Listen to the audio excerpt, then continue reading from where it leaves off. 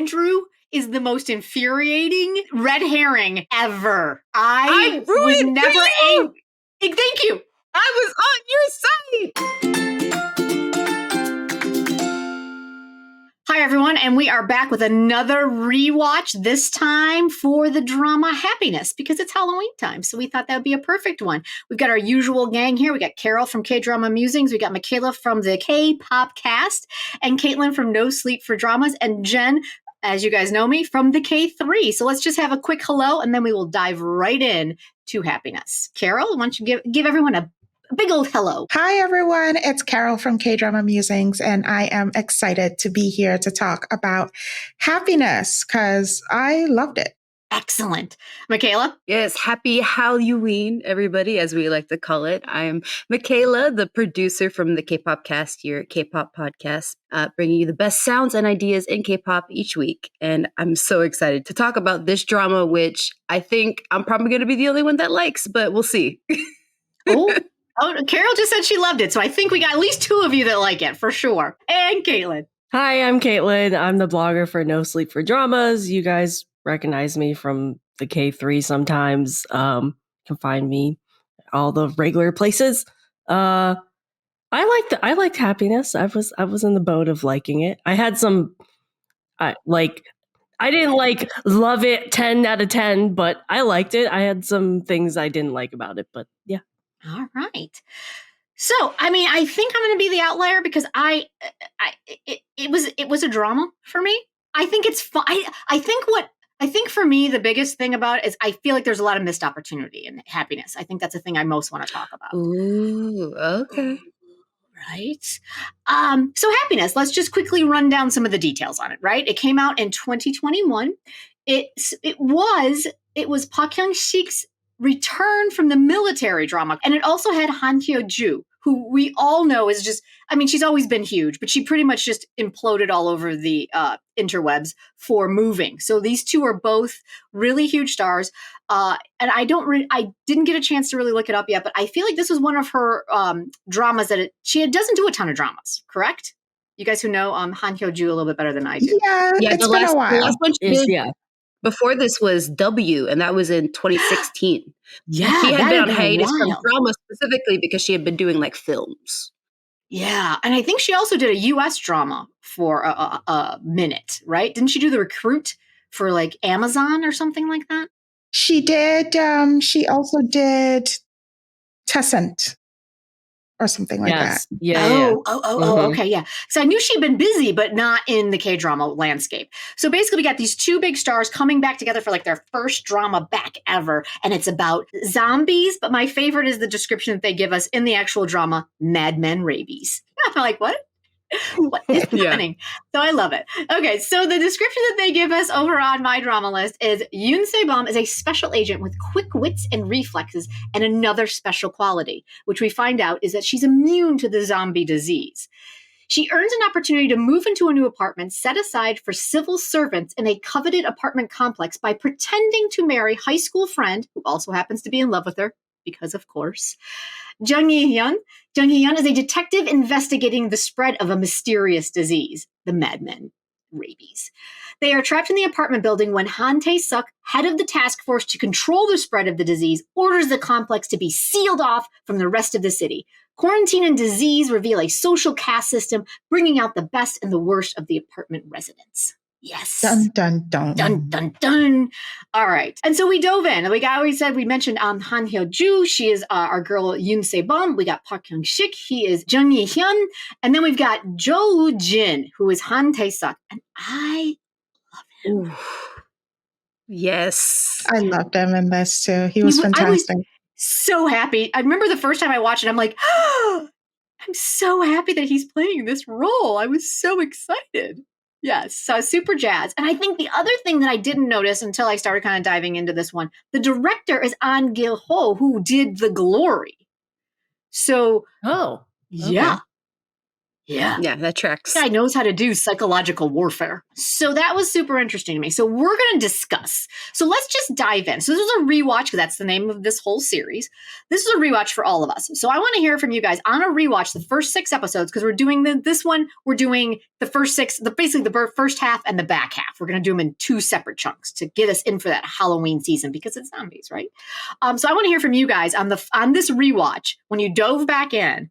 What did you think? Did it hold up? Did it not hold up? Was it, where did you fall on that? MICHAELA looks like she is ready to give us that answer. Go. I loved it so much more. And like, one, I remember the first time watching it, coming off of, because this is in 2021, and I came into it being very skeptical because I had just watched Sweet Home, and I felt like, okay, this is just Sweet Home with zombies, right? Is this what it's going to be?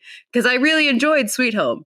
And so for me, I was like, okay, I don't know if it's going to live up to it. But then I pressed play, and I love, one, our leads so much. Their chemistry is chemistrying, like to 100%. Yes. And I love, even when they're acting a fool, I still be like, oh, I can't hate you. I still love you so much.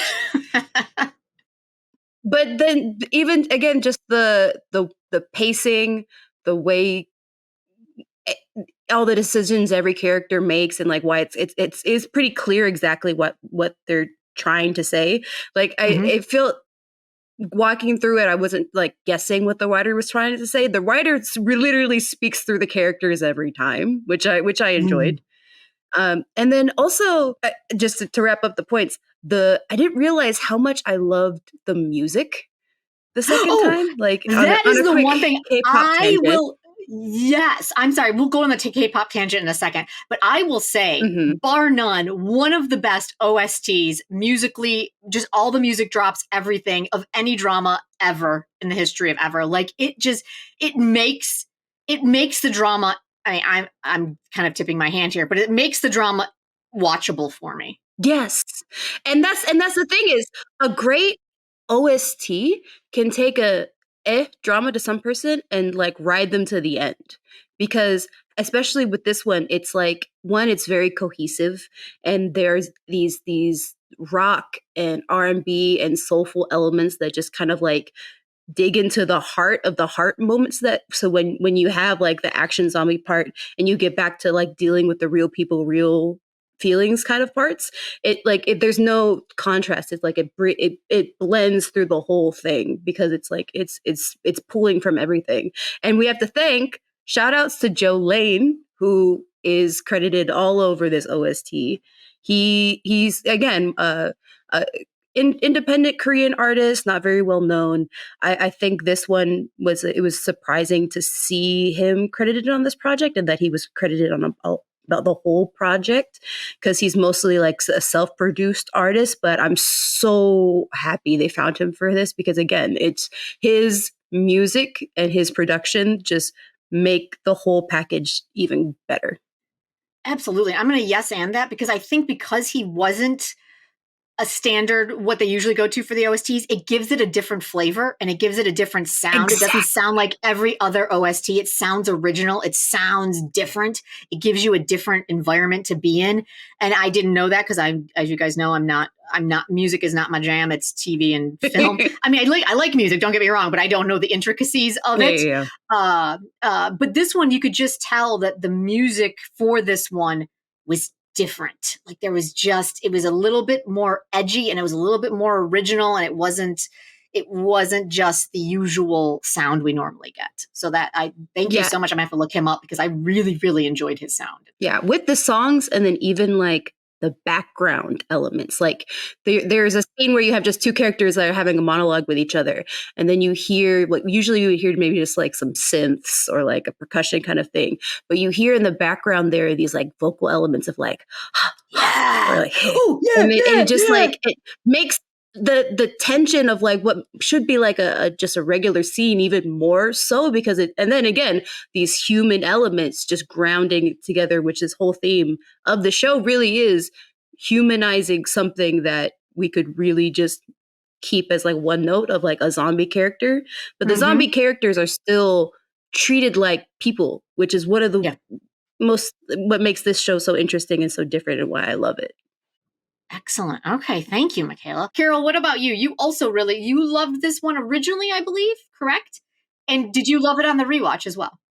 I liked it on the original watch. I was very scared of it. So I found myself skipping through a lot because I don't do the horror shows very much. But because of Han Hyo-joo and Park Hyun-sik, I love Park Hyun-sik and Han Hyo-joo. So I was just like, okay, I'm just going to give it a try. I watched it the first time and it was just different from anything I had ever seen. I did not see Sweet Home, so I had no context. And this time around, it was more so, I think it was the first show post pandemic. Yes, I think it was. And so when I started the show, I was just skipping through every like jump moment. And my first jump moment was actually episode 1 when she pushed him off the roof. I was like, oh, this is different. This is just, she has just started the show differently and I'm in for a ride. And so yeah, I closed my eye, I'll watch it, but the second time around, I've really been enjoying this because like Michaela said, the music is fantastic. There was an episode where when they're building closed down and she's talking to him and he shows up out of the elevator and she hugs him and the music starts on cue. I was like, ooh, this is a moment. And while I was watching them, I was like, you know what? Do I have a best friend right now who just wants to move in? Because this sort of arrangement is working for me. Nice. Yeah. That's where I'll pause for now. All right. We'll dive into that more for sure. We've got 6 episodes we're going to dive into in a second. Just kind of getting the overview of what this rewatch was like. Caitlin, how was the rewatch for you? It's good. I mean, I still like it, but there's like one, I had forgotten how long it took to get to when they're like dealing with this, like full-fledged dealing with it. So I enjoyed the first couple episodes, but I definitely didn't remember how long it took to get to the actual like we're fighting this thing, which was like episode 3-4 / that. So that I was like, oh, okay, let's just get through this a little. And then also I just was reminded of like how many characters I absolutely hate by the end of this drama. So I'm dealing with these characters of like, oh God, yes, there's a reason why I hate you. So having to deal with them again. Speaking of OST, Isaac Hong, one of the singers in the OST, is one of my favorites ever. He's done a ton of OSTs and every one I love, but his OST is my favorite of this drama. It's called Pain. But yeah, I love the OST as well. But yeah, that's pretty much it. Like I loved the first watch. I said I had some flaws. I like the rewatch, but it's the reason I only like it is because I know what I don't like about it from my first watch. So having to deal with the stuff I don't like again, that's not fun for me. And then for me, when I originally watched it, I watched it like it was a drama. Like I enjoyed it. Like That's very like, when a movie is a movie, it's like, oh, it show's a show. Yeah. The show's a show. Like, I mean, the best I can say about it is I didn't drop it. Like I finished it. Right. And I think that's a testament to, again, as Michaela was saying, the chemistry between our girl Han Hyo-joo and Park Hyun-sik. Like, I can't, they just have great chemistry, whether it's as best friends, one-sided love, like take your pick on wherever it lands, right? But they had really great chemistry and I enjoyed their teamwork and I really enjoyed that. But, and the OST really kind of kept it, between their chemistry and the OST, it kind of kept me like, no, expecting or hoping for more. But I actually really enjoyed, I was realizing this on the rewatch the most, the deep secret hidden military base and led by our guy Jo and Jin. That was, I think, story-wise my favorite part of the story. Like that's when I was like, oh great, this is what we're advancing on this. Because I hate to say it, but the apartment is infuriating and boring all at the same time to me. Like how many murderers can you have in one building? And how is it that they have a full building? This building is huge, right? This building is like, there's at least 15 floors, right? And is it like, are we talking about one apartment per floor? Because when they have the big building meetings, there's like 10 people there. I'm like, Right. where are the other 40 people that possibly live in this building? Like I have like certain quibbles like that where I'm like, I don't understand the setup It's of what is also a happening. new building, Jen. It might not be full. Oh God, you know, I didn't even think about Yeah. it. It's a Thank you. new build. new development. Okay, Yeah. all right. That helps me a lot, actually. Thank you. Not only that, I'm curious to when they started filming and if there were restrictions to how Right. many people they could have in a True. shot, etc. That's a really good point. I think that's one thing that I found interesting because I think we've mentioned this before. Very, very few shows anywhere. Korea, when we watch K-dramas here in the States with Hollywood, very few actually use COVID as something that actually occurred in the world. I mean, it shut the entire globe down, and we act like it never happened in Hollywood. Like, we're like, we will only put 2 actors 12 feet apart, and we'll pretend like that's normal. Great, go. No masks. I appreciated in this one that they had the dividers in their lunchroom. They all had masks on. Like, I did appreciate that we at least acknowledged that there was a global pandemic that occurred before the zombie apocalypse occurred here. Yeah, and this really was one of the shows that spoke about it so blatantly. Like, I do feel like there were a few other 2021 specific dramas. Like Vincenzo is one that comes to mind where like a character offhandedly mentions like, oh, these guys aren't going to show up because I have to go get tested or whatever. But this is really the one where it's like, it's bringing in this real world event that especially everybody internationally can relate to. Because, you know, Mhm. Korea itself has dealt with their own virus, like the MERS outbreak a few years ago is like one example that could have been brought up instead of COVID if COVID hadn't happened.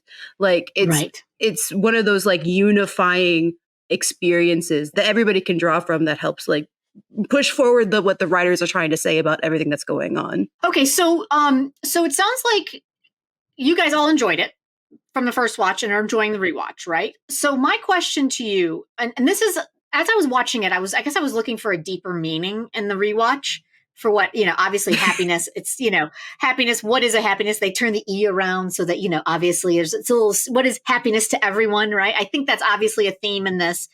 I think obviously humanity is a big theme in this one, but I guess I was looking for more overtness. I don't know. Like, I guess I was, MICHAELA, you kind of talked to this where you felt like the writer was speaking directly to us. And I want to hear more about that. Oh, 100%. And I wish I had done a little bit more research because I didn't know that he had done The Glory. And I was like, oh, okay. Now I'm looking back at all these other scenes that I'm watching and then thinking of what I saw him do in The Glory and be like, oh, okay. I see him in The Glory maybe a little bit more subtle, but in here there's moments where the characters are giving dialogue and it really, I feels like, okay, this is what the writer is saying about what's going on right here in case y'all didn't get it from context. Did put in a moment where I feel like our boy Park Hyung-sik is kind of our avatar for keeping your humanity, right? Like I feel like he's the one. Yes. I feel like Han both of them Hyo-ju they are, but I feel like she's a little bit more of the hothead that'll basically destroy you if you look at her people the wrong way, where he's kind of like, we have to take care of humanity as a whole. Like, come on, like, let's do that. Like, I feel like he's more worried about the collective and she's more worried about her people. Like, that's kind of how I was seeing it. And so that was that. I kind of noticed that a little bit more this time. Carol, I see you're nodding. What do you think about that? I agree. I know he keeps saying he has a hot temper and she says he has a hot temper, but I feel like she's the one with when she's ready. I remember when he arrested that husband in apartment 601 and they're outside and he's like, I'm going to report you to human rights, yada, yada, yada. And she's just like, what are you doing? Just beat him up without him bleeding.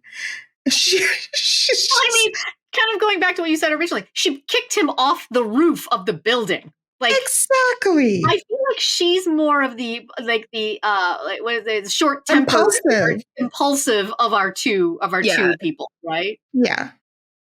And that's an example where I saw specifically, especially on the rewatch, clearly seeing where the writer is like telling us that, okay, our characters are smart, but they're reckless as hell. Like it's specifically in episode 1 and 2, our main guy whose wife is sick. Han Tae-suk. Yeah, he's looking at her file and like her descriptions are like extremely calm, intelligent and outstanding ability to survive, but curiosity is problematic. Right? Right. Like, and then for him, he's a successful detective, but it's like feels like he's just lucky because he does things that are out of the ordinary, but sometimes they end up working out because at the core he is like a smart person. And I actually didn't watch episode 1 when I first watched this. That's and I right, realized because you like to jump, you like to leave episode 1 as like a dangling like Chad that you can go back to if you want to. And I wish I had seen that because that was one of the few quibbles that I had with the show was just how, again, reckless and just like not even thinking and just like, she's gonna go do it. Han Ho-ju's character is like, I would have been a little bit more understanding because, okay, the writer's like, okay, this is who she is. Like, this is who our characters are. Just this is how it's going to be. Don't blame us for taking advantage of it and using their recklessness to push the plot forward. Right. We have already shown you that this is a girl who will push this man off the building. Absolutely. Because she wants to go home. I agree, but I disagree. Can't remember who said it, but like she's like for her people. I think they're both the same in terms of they do it for they care about the people they care about, of course. Like he would probably do anything for her, obviously. But like I think she's the same way as him in terms of like that she cares about the collective and the people in general. Like, for example, kicking the person off the roof. Yeah, she wanted to go home, but she also kind of just wanted everybody to be able to leave the school. Or like the amount of times we've seen her in the first 6 episodes, like, what about the renters? What about like this people? What about this person? But like, I think she's absolutely our union rep for sure. Yeah, she's but absolutely that person. I feel like to distinguish them between of like she's a hothead for the only people she cares about. I think they're both equally like for the people, and he obviously might not be a hothead, at least in the first 6 episodes. She definitely is, but I think the roles become reversed as we will talk later on. I don't think we can in my opinion, I don't think we can distinguish like one person cares about the collective and the other person cares about something else. I'm going to push back on that a little bit because I'm the one who said it. And now for some quick K3 K-drama coffee break business. That's right. We love sharing our K-drama thoughts with you, our community of K-drama lovers. And we have a few ways that you can support us. You can buy us a coffee at ko-fi.com/the-K3. And by becoming a member, you will get a calendar with weekly updates and also Jenn's blog filled with her K-drama thoughts. You can also find us on YouTube. If you go into our archive, we have years of K-dramas to recommend for you. And talk to us there as well on our community tab. We also have a discount for a VPN service. So if you are dying to get your K-dramas that are airing only on Disney Plus in Asia, you can use our VPN. It keeps your devices safe. Just look for the code in the description below. What I mean by that is like she always keeps saying to him, "Oh, you really are a police officer," because he's like, how do we pay for these groceries? We have to make sure that he is okay. Like he as coming at it from the collective. I mean, like he's more concerned about making sure that people are not. I don't know how else to describe it. Like it's more about the big group where I'm not saying she doesn't care about the collective, but she's also like, dude, we're being attacked by madmen rabies right now. Like, who cares about how you pay for groceries? Like, let's just think in action. And he's like, but at the end of the day, someone has to pay for these groceries. And so I think that's how I look at it. Or like even our poor little personal trainer, like he knows he really doesn't want him to have, to be infected. And she's like all up in his face, like, we're going to take away your water and then we're going to lock you up and then we're going to see if you just, and then she's out and he's just kind of like, I really wish he didn't have that. That sucks. Like, I feel like it was almost written like they wanted to like have the roles reversed. Like he just seems more of the mothering figure of the group. And she's more, I will knock your teeth out for fucking with my people. Is kind of how I felt about that. Jenn, I agree with you because I feel like, one, he's always the one now going to save her. Like between the first and 6th episode, I felt like he already saved her like 4 or 5 times because she just decides to do something and jumps in. without thinking about the consequences or the variables that can happen. And the theme of the first six episodes should be Kanchana. Are you okay? Every single time. Kanchana? Absolutely. I'm just like, sis, tell him what you're going to do. Plan the thing together.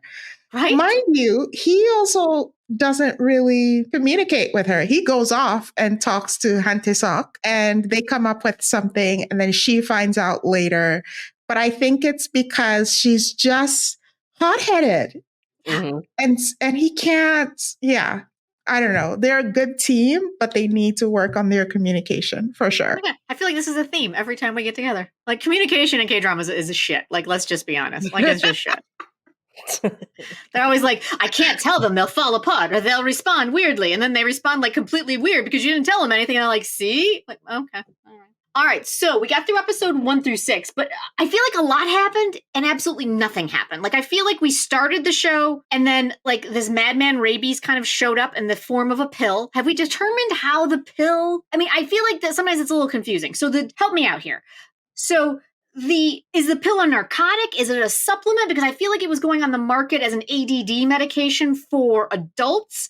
And then it suddenly became a very hot topic, a very hot item in the gym for some reason. Because it was like, was it weight loss? And then how often does it turn you into a zombie madman rabies person? And is it 1 pill? Is it 5 pills? Is it continued dosage? Like, I was really hazy on the science behind our outbreak. Can you guys help me with that? In terms of the amount of pills and like who takes what, I don't think there's a like you can only take 5 pills and you're a zombie.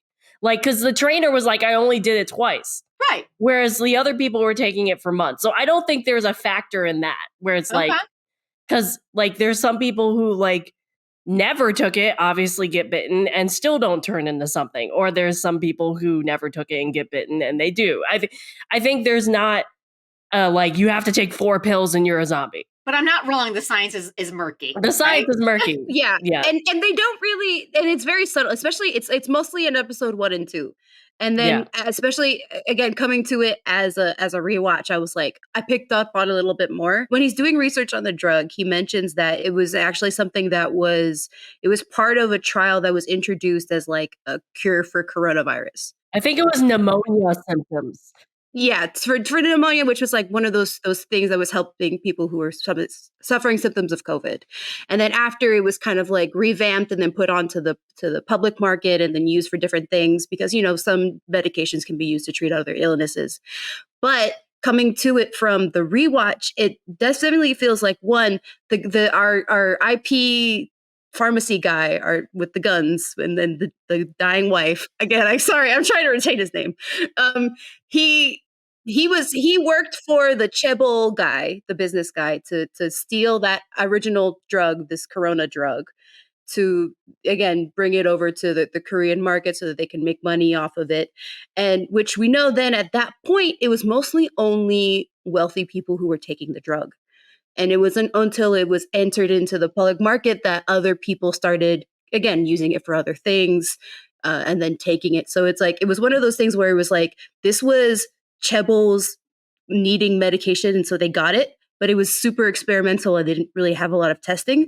So that's why when it comes to the first people who are getting sick, it's all of these wealthy people, because all the wealthy people were taking the drug because they wanted to survive Corona. They didn't care about the renters of the world. So that's why when we started, it's already kind of like established. They have all these facilities. It's because all the wealthy people were taking this drug, getting the madman rabies, and then they put it out into the market so that they could figure out a cure because they need, again, human trials, human testing. Yes.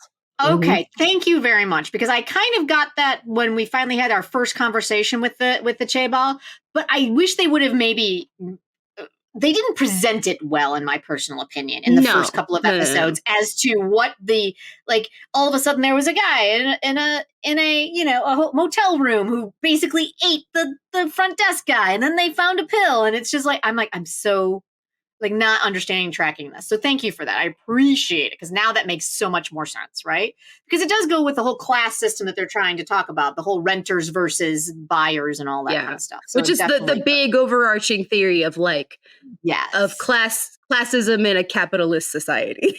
And then how we treat each other within that society. With that being said, should we move into the apartment at this point and talk about the trash that lives in this apartment? Yes. Oh my God. Yes. These are some of the worst human beings like ever written, ever. Like they're just trash times a bajillion. Like it's ridiculous how awful they are. Carol, you have thoughts. I can see it on your face. The men. Oh my God, I wrote that. I literally wrote down, the men are the plague. That was in my notes. The men in this apartment are out of this world. I was so aggravated with them, and they were so, I don't understand why the women were still putting them on a pedestal, patriarchy, whatnot. But it was very annoying to see and hear them when they speak, whether it was the lawyer or the guy who clubbed his wife with the golf club. That guy, to me, was the worst. Yeah. He was just the worst. Yeah. And then the lawyer was obnoxiously annoying. The men really. And then the brother that shows up and wants the sister to give up her apartment because she's not married. Talking about inflation. Shut up. You just need to go. I hate you. It was. And then the Bible guy I was just like, oh God. Even the elderly man and his son. Oh my God, he's one of they both aggravate me. This is one of the reasons why I am only liking this rewatch. These characters, like these horrible characters, to watch 12. Well, technically, it's more like 10 episodes of them being horrible. I hated this part in my first watch. Is like there's so many evil characters in this. Like in Sweet Home, for example, like there's evil characters, but there's only like 3. Like there's not half the cast that like are just horrible.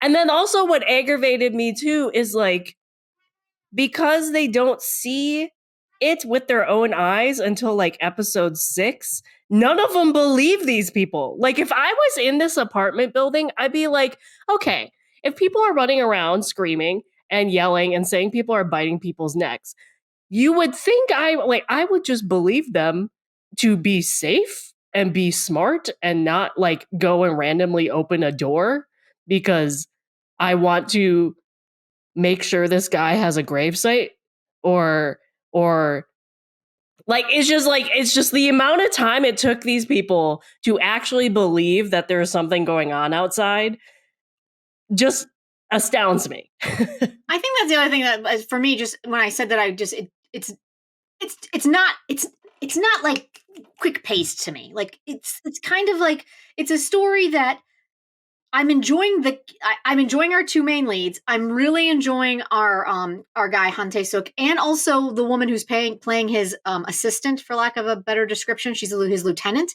I really like her a lot. Weirdly, we haven't seen her since like my Lady Lord, which is odd. I really like her a lot. Anyway, I really like those stories. Like it's interesting, but I feel like trying to involve all of the other people in the building, they're acting like it's just another day. It's like there are people eating other people's faces off, and you are acting like you have a cold. Like it's a very strange disconnect to me. I think that's what's kind of throwing me off. Well, I think it showed that like these people didn't like it. It shows apartment living, right? You don't necessarily know your neighbors. Like you can go years living in an apartment building and not know your neighbors. And also it just shows like how self-absorbed people can be in their own lives and own surroundings. Struggles. Not even struggles, but just like I think a major theme in this drama, which I know MICHAELA's touched on, is like what would people do in this situation? Like it shows what people will do in this situation, good and bad, right? And how they take advantage of situations both good and bad Right. especially during this type of crisis. Absolutely. Now, MICHAELA about jumped out of her seat at one point, and I want to get back to that. What I saw? I don't think I didn't see that, MICHAELA. So what were you about to say? Well, just to touch on your thing about, like, again, the people not immediately believing and like the slow rollout, like we don't really get into it until like episode 5 and 6.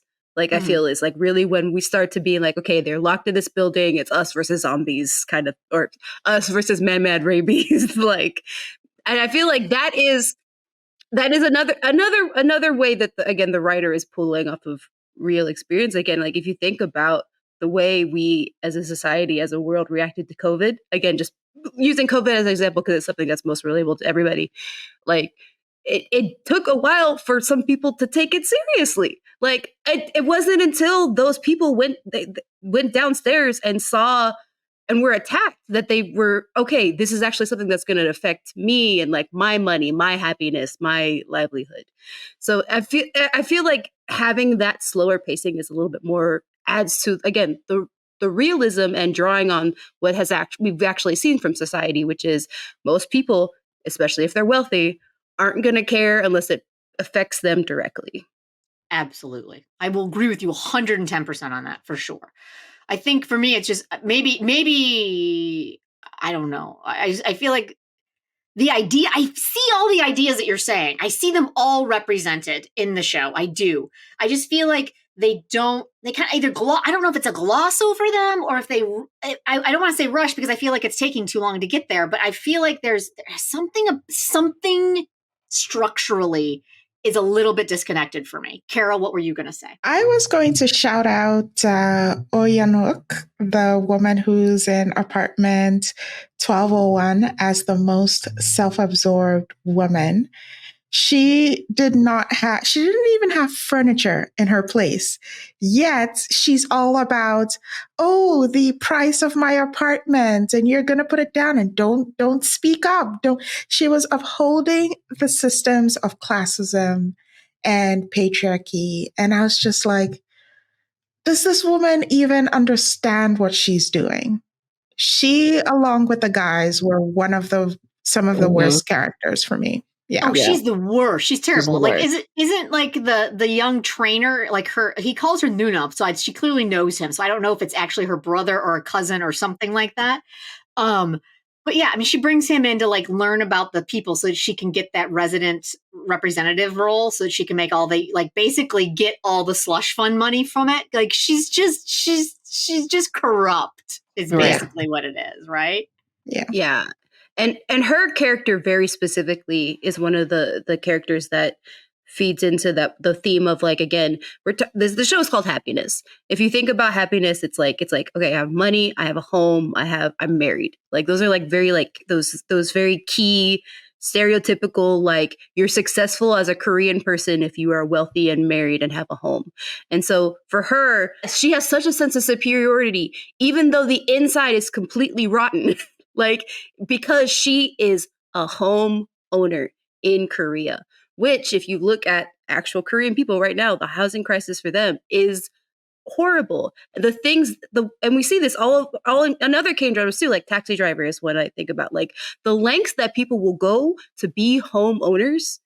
I know it's dramatized, but it's still drawing from reality of like, this idea of the class structure being related to like, oh, I own a home, I rent a home, I'm on the street. Like it's just her character specifically was like so emblematic of that specific theme of the show. Yeah, definitely. Happiness, definitely. Obviously, it's a title of the show.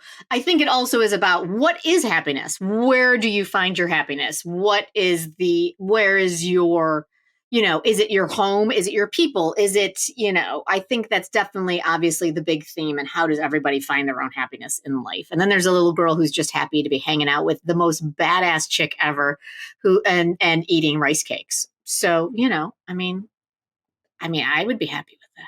I could be wrong on this. I don't remember if they ever explained this, and we haven't watched the second half. But the woman we were just talking about, Oh Young Oh Young-wook. She comes off as a person, and I think she might have said this when she was talking to her husband in like episode 4 or 5. She sounds like a person where like she didn't come from money. She either married and they like bought the apartment after with the money, or like somehow they like saved up for years and came from money, and then she's pretending to be in this society or this class level. So like I think that makes her character even more infuriating, is because like she's pretending to be in this class level and yet treating people where she was before like you even hate her even more. Whereas like there's other people like the penthouse guy who has probably never had to like deal with renting or anything like that. Like he's always owned that, you know? So it's just like, it's more infuriating with her characters because she knows where they're coming from, but then pretends she's never had that background. What I find fascinating is I think what I've noticed being out here in Hollywood is that the people that I've met that have careers that are solid and they're happy with them, they're the coolest people there are. Right? But it's the ones that are struggling and fighting to get to that next spot, the next guest role, the next, whatever that next rung is career wise, are the worst because they are fighting off everybody and just basically just trying. They're just miserable people because they're miserable that they're not where they see they think they should be. Yeah. And so it's kind of, that's who this woman is. She wants to be 15 penthouse. And 15 penthouse is like, I've always been 15 penthouse, or, you know, I work to get 15 penthouse, but I don't have to be a dick to everybody because I'm 15 penthouse. Like, well, I don't know what the problem is. Like, sure, you know, come on in. I'll show you my place. I just want a t-shirt because t-shirts are fucking cool and I'm prepping and I need to have that thing. Where 1201 is like, I'm supposed to be at 15.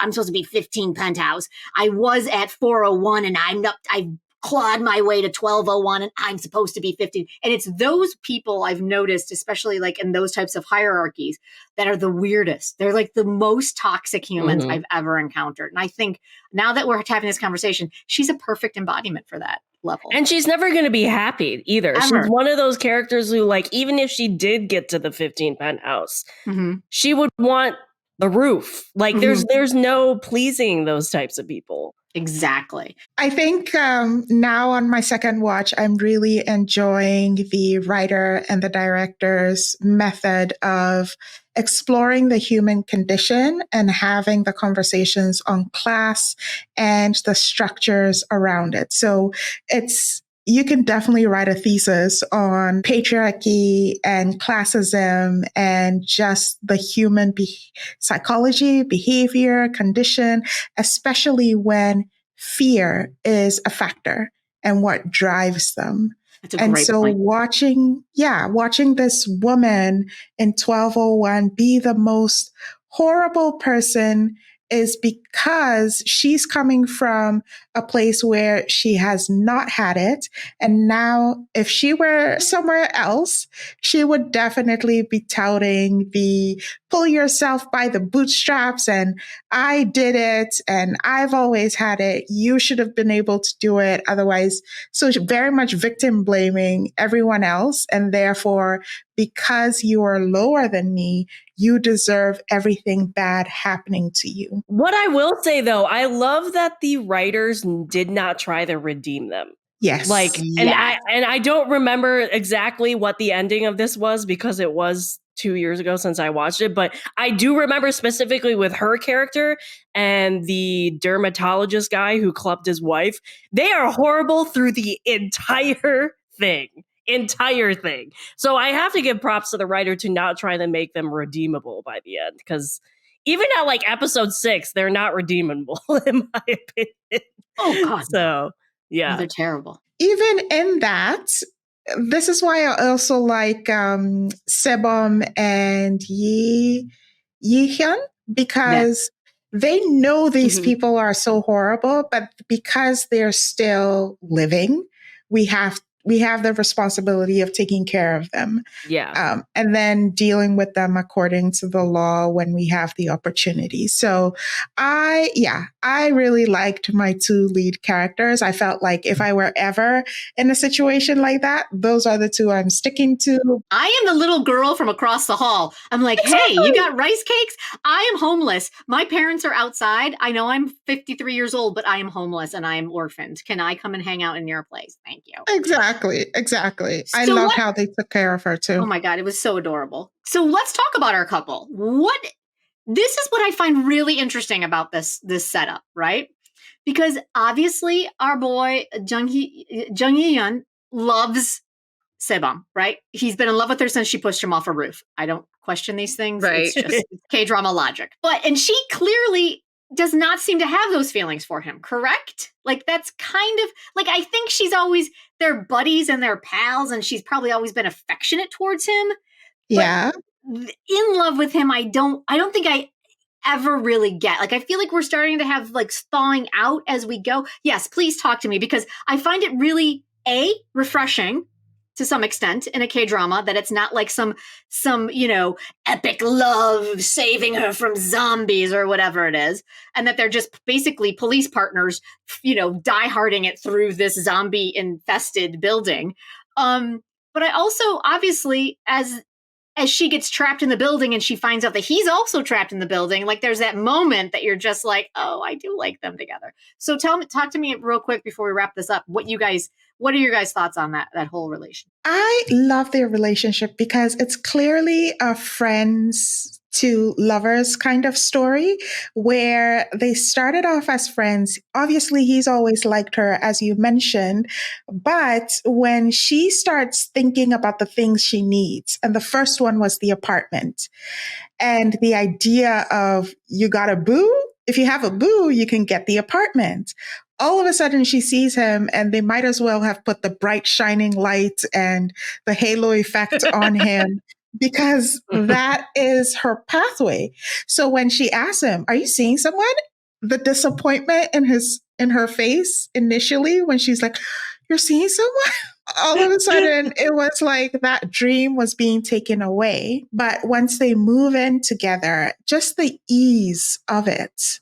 Of sleeping in the same room, in separate beds, whatever. It was ridiculous. On many levels, I'm just like, this boy is not going to survive 1 year living like this. He's not. It's just his character reminds me of his character in Soundtrack 1, where he's going to be that best friend where he's in love with the character.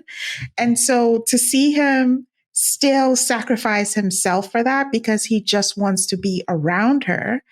And then to see her realize that, hey, if I'm locked in this area, the only person I want to be with is you. And that's how I read that hug. She's like, oh, I'm gonna have you to go through it with me as we've had throughout our childhood. So their love is it's the kind of love I want. That's what I'm very looking pure. for. I did appreciate from a comedy standpoint where they're hugging and he's like, the bad guy's getting away, and she doesn't even open her eyes. She's like, it's okay, he can't get out. And she just stayed there. Like it was such a great moment. I think you said it best, Jen, is like they feel like partners. And like it's enemies to friends to lovers. I'll add that on to what you said, Carol. It's like enemies to friends to lovers because again, she pushes him off a roof. Like he could have died. I wrote in my notes, the best and weirdest meet cute ever. Again, they're forced to be in close proximity with each other because of the circumstances of their fake marriage, and so but when they're forced together, what we usually see in a K-drama again would be that enemies thing. We see friends. We see people who are trying to build a home, who are trying to make it work, who are trying to, even in a zombie apocalypse, still be there for each other and be supporting each other and like what their needs are. Like he saves her 1,000 times, but then she also saves him in other ways too. Especially as we go into the second half of the series, which and so it's that slow build and slowly getting together. So and again, comparing their relationship, especially to all of the other relationships in the house. Like, again, the marriages in this building are trash. And every single one of them, yes. Again, their fake marriage, again, this is a fake marriage, be the most genuine and earnest and supporting is just one of the reasons why, again, I love this couple so much. Okay. All right. Okay. I have to admit, by the time I got to episode 6 and finished it, Vicky automatically rolled me into 7. And I was like, you know what? Instead of being like, all right, I'm done. Thank God. I was like, oh yeah, right. I'm kind of now into it. Like 6 did finally kind of latch me in, like, you know, and so I am looking forward to doing the back half of this for sure. MICHAELA's already like, I'm ready. I'm ready. I'm not ready for the back half because it gets sad in the back half. It does. I'm not ready for the back half because you get more angry. I get so angry in the back half. If I remember correctly, certain things that occur, like I was super pissed off at for sure. Yes. MICHAELA, yes. MICHAELA's got she's throwing hands. Yes. I'm just gonna say one thing. Andrew. Oh my God, that's in my notes too. Andrew is the most infuriating red herring ever. I was never angry. Thank you. I was on your side. Andrew was one of the most disappointing pivots in a script I've ever experienced. I was just like, I hate you. I've never hated a character as much as I've hated Andrew in quite some time, I have to say. And he had us fooled because it felt like he was, you know, the most conscious, health conscious, like he was on his game. And all of a sudden, he just threw us a wrench. The there was a wrench. part of me that wanted him to be like the secret, like OP person that was gonna save everybody. Like I almost wanted him to be like because he's wearing his mask, he's hiding his true power, but he's actually gonna be the one to help save everybody in the end. Right. Like that's what I was hoping for. What I would have loved to have happened, but you know, we'll talk about it in part 2. We are gonna leave it like that. We are going to leave MICHAELA's teaser right there so you guys come and join us for that Rage Fest next week. It's going to be fantastic.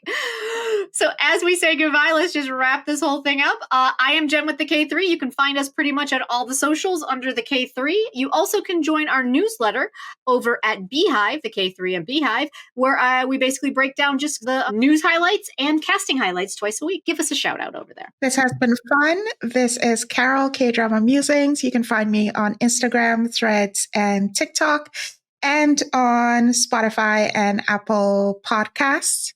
We just released another HYUNG drama episode, moving review. So take a listen over there. See you next time. And MICHAELA, where can we find you?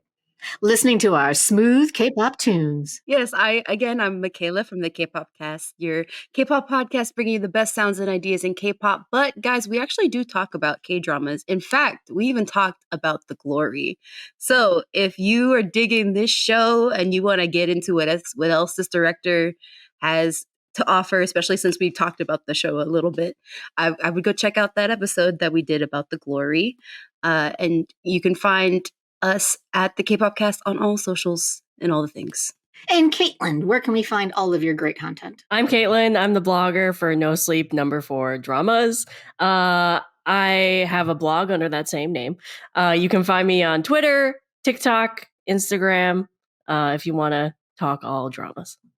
Excellent. And I think I'd be remiss to not mention that the K3 also has a YouTube channel. If you're not watching it on our YouTube channel, we have over 5 years of K-drama reviews and conversations that you can dive into with Marisa and myself, Marisa, Karen, and myself. We've got years of different dramas that we can recommend for you. So until next week, when we dive into our hatred of Andrew and our couple, we're going to get to the finale of happiness. We will see you guys then. Thanks so much. Bye. Bye, everybody.